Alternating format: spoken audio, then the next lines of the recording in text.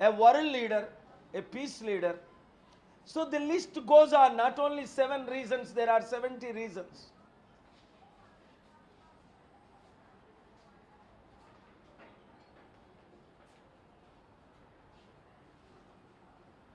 President ట్రంప్కి Nobel peace prize వస్తుందని,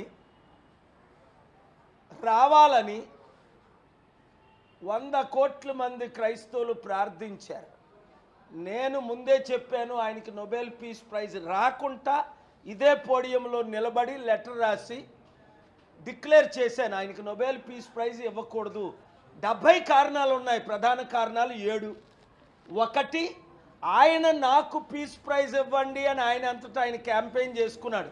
నాకు 3 సార్లు ఇచ్చారు, 2003, 5, 6లో. నేను తీసుకోలే. 17 కంట్రీస్ నామినేట్ చేశాయి. ప్రపంచంలో శాంతి ఉన్నంత వరకు మనకెందుకు నోబెల్ పీస్ ప్రైజ్? అలాగే భారతరత్న అప్పుడు బాలయోగ్ గారు 99, 2002 వరకు.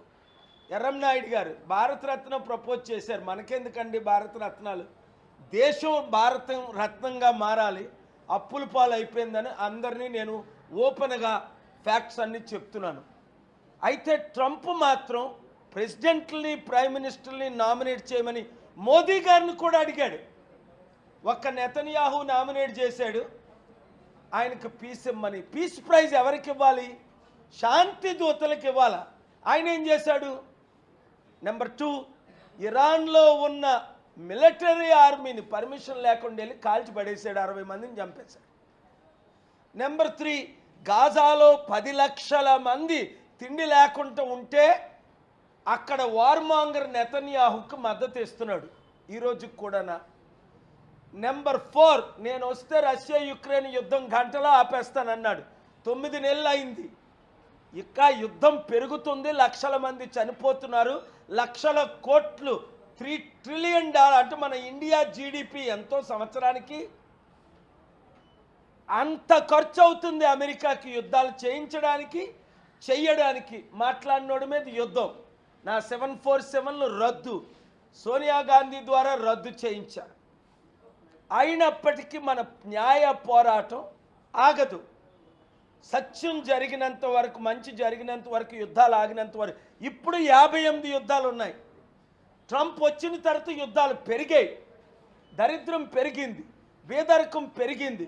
అమెరికాకే $15 ట్రిలియన్, అంటే మన ఇండియా బడ్జెట్ 5 సంవత్సరాల బడ్జెట్ ఆయన అప్పు చేశాడు. మరలా ప్రతి నేషను అన్ని అబద్ధాలు, 10,024 అబద్ధాలు. ప్రతి నేషన్ ఆయన్ని అప్రిషియేట్ చేస్తుంది. అటు 197 దేశాల్లో ఒక్క దేశం కూడా ఆయన్ని అప్రిషియేట్ చేయట్లేదు, ఒక నెతన్యాహు తప్ప. ఆ ఇజ్రాయెల్ దేశమే అప్రిషియేట్ చేయట్లేదు.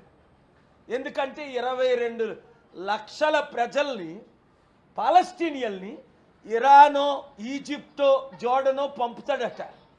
మరి నిన్ను తీసేసి నీ భార్యని, నీ పిల్లల్ని మీరు ఒరిజినల్గా ఎక్కడి నుంచి వచ్చారో అక్కడికి పంపితే ఎలాగా? మా ఇండియన్స్ని నేను ఇండియాలో ఉన్నానని 2 ట్రక్కుల్లో పంపినట్టు, అమృత్సర్ మిలిటరీ ప్లేన్లో క్రిమినల్ పంపినట్టు పంపాడు. 22 కేసులు వేసాం. ఇంకొకరిని పంపకుండా ఆపి తీరుతానని చెప్పాను. నా లెటర్ డౌన్లోడ్ చేసుకోండి అని చెప్పాను. 22 రాష్ట్రాల్లో కేసు వేసాం. ఒక్క ఇండియన్ని పంపకుండా 8 లక్షలు కాదు కదా, 8 మందిని పంపకుండా ఆపానా లేదా? పైన దేవుడు ఉన్నాడు, 2 మీడియా ఉంది, 3 న్యాయం జరుగుతుంది, సత్యం జరుగుతుంది. ఇవన్నీ మానేసి ఇప్పుడు ఈ కాంగ్రెస్ పార్టీలో, ఈ పనికిమాల పొలిటికల్ పార్టీలో ఒకడి మీద ఒకడు గొడవ. ఇప్పుడే నేను బ్రేకింగ్ న్యూస్ చూస్తున్నా. 71 కోట్ల రూపాయలు అవినీతి చేశాడని కొండా సురేఖ పొంగులేటి శ్రీనివాసరెడ్డి మీద రేవంత్కి కంప్లైంట్. చూసారా ఈ కంప్లైంట్లు? అంటే రేవంత్ ఏదో దైవదూతలాగా, ఏదో న్యాయం చేయగలిగినలాగా. రేవంత్ రెడ్డి మీద నాకు 18 మెయిన్ కంప్లైంట్లు వచ్చాయి. 1 by 1 వీక్లో రిలీజ్ చేసి చూపిస్తా, సుప్రీంకోర్టులో కేసులు వేస్తా. ఎందుకు అంటే తమ్ముడు రేవంత్ 18 కంప్లైంట్లు వచ్చాయి ఇప్పటికీ, ఒక్కొక్కటి కొన్ని వేల కోట్లు కంప్లైంట్లు. Public interest litigation form frame చేస్తున్నాను. 1 by 1 1 వీక్ సమయం ఇస్తున్నాను.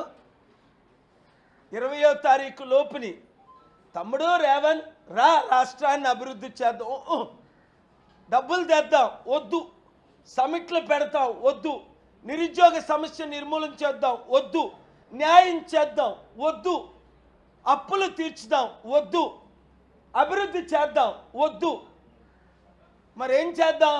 దోచుకు తిందాం. వాళ్ళే దోచుకుంటున్నారు. 1 by 1 18 కంప్లైంట్లు నేను పెట్టానా?